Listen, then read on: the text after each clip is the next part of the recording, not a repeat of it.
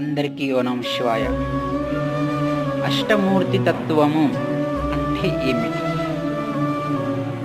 8 ముఖాలుగా అష్టమూర్తి తత్వము శివుడు, 63 ముఖాలుగా ఊర్ధ్వతాండము, నటరాజ తాండము, భిక్షాటన రూపము ఇవి కావు.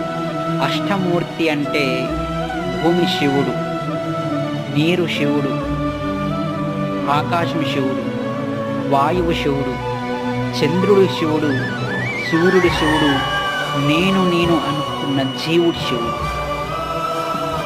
జీవుడు శివుడు. 9 రకములు ఏది కూడా శివుడి తత్వం ఉన్నది. శివుడు అంటే అష్టతత్వము, 8 ముఖాలుగా వచ్చేదానిని అష్ట అంటే 8, మూర్తి అంటే ముఖాలను ధరించువాడు. అష్టమూర్తి అంటేనే శివుడి యొక్క 8 రూపములను ధరించువాడు. అష్టమూర్తి తత్వము అంటారు. శివాయ.